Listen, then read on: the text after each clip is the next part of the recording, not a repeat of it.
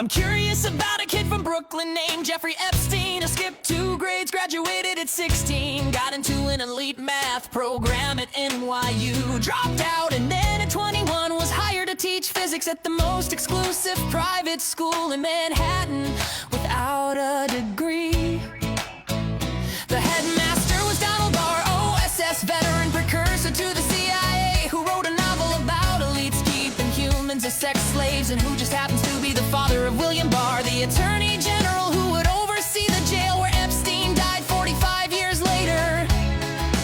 Small world. One of those students at the Dalton school where Epstein taught was the daughter of Bear Stearns CEO Alan Greenberg. Epstein told people that relationship got him his Wall Street job. Fired from teaching for poor performance, hired on Wall Street the next day.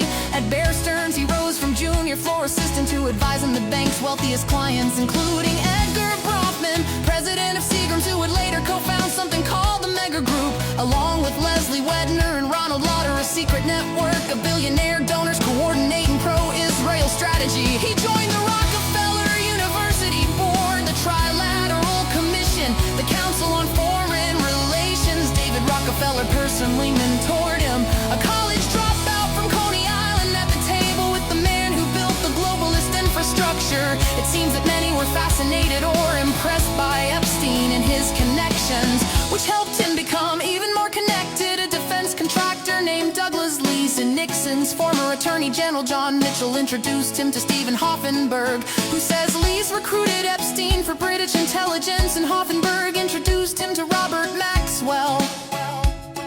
Robert Maxwell, media mogul who sold stolen surveillance software called Promise for the CIA and Mossad, documented intelligence asset, whose daughter would move to New York and partner with Epstein. The same year he mysteriously fell off his yacht, 6 heads of Israeli intelligence at his funeral, totally normal for a book publisher.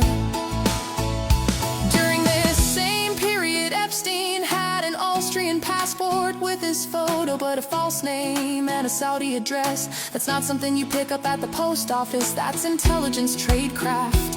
One of his clients was Adnan Khashoggi, the middleman, transferring American weapons from Israel to Iran. Iran-Contra, same scandal involving the CIA, same CIA whose precursor employed Donald Barr, same era Bush was running the agency, then the country. And a CIA front airline called Southern Air Transport would later relocate its headquarters to service the brands of Les Werfner, the man who would give Epstein everything. But that's part 2.